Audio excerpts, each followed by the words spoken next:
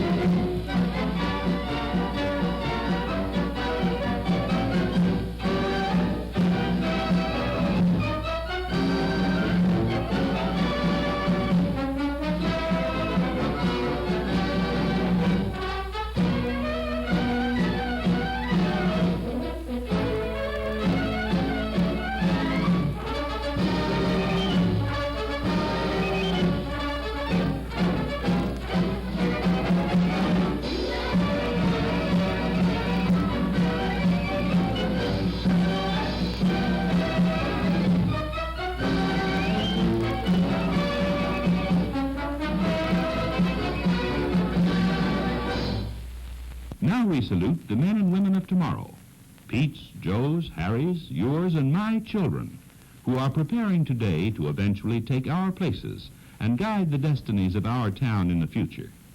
Yes, they are preparing now. They are learning, going to school. And what are we doing to ensure they're getting a really good preparation?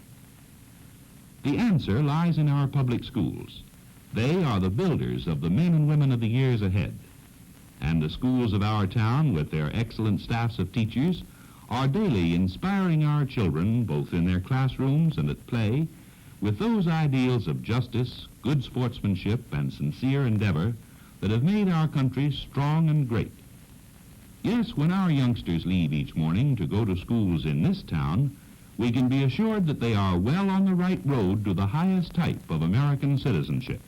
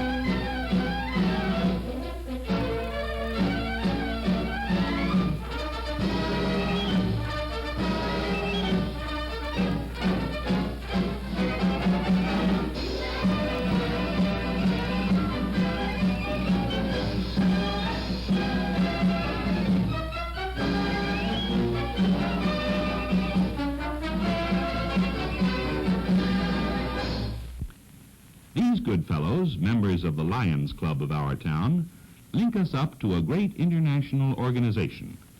3,960 Lions Clubs, extending through 19 countries, embrace a membership of 340,000. Lions everywhere are pledged to aid their fellow men by giving sympathy to the distressed and substance to the needy. You'll find our town's Lions have faith in the worthiness of their vocations and give finest quality service always.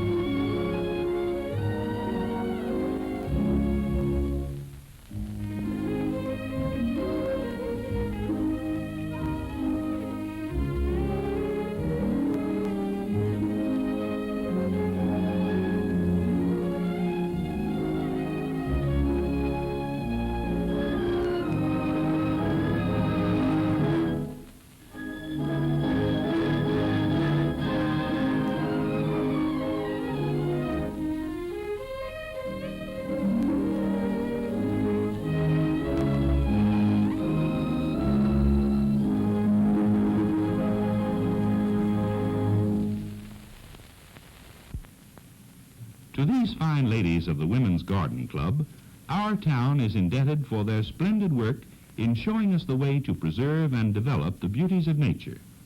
They remind us that it is our privilege to share the beautiful, as they put into practice the words of the psalm, "Let the beauty of the Lord our God be upon us." Here are the civic-minded gentlemen of our town's Rotary Club. They are proud to be a part of a great worldwide organization whose creed is to foster the ideal of service as a basis of worthy enterprise and maintain high ethical standards in all businesses and professions.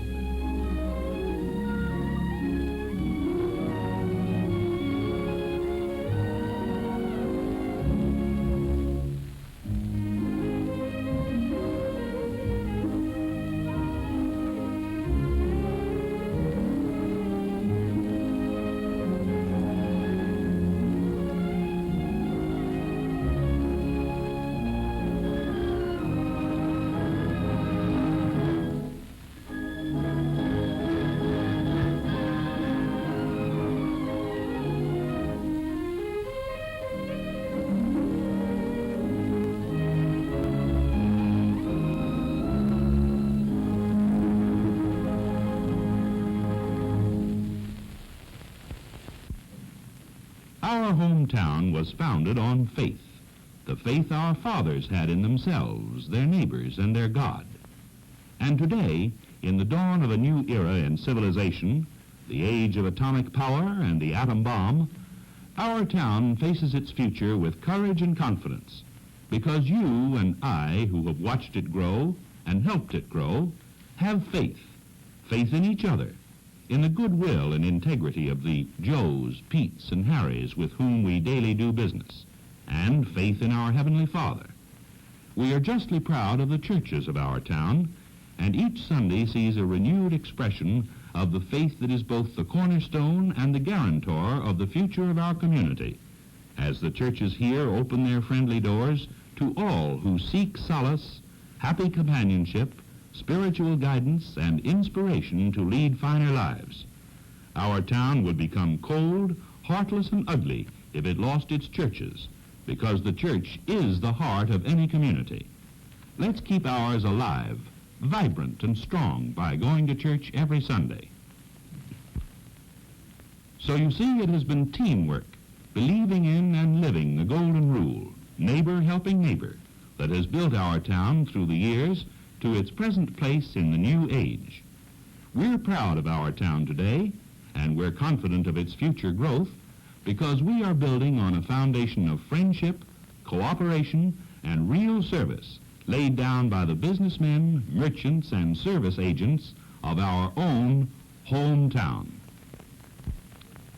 Remember, save the meat, save the wheat, and save the peace.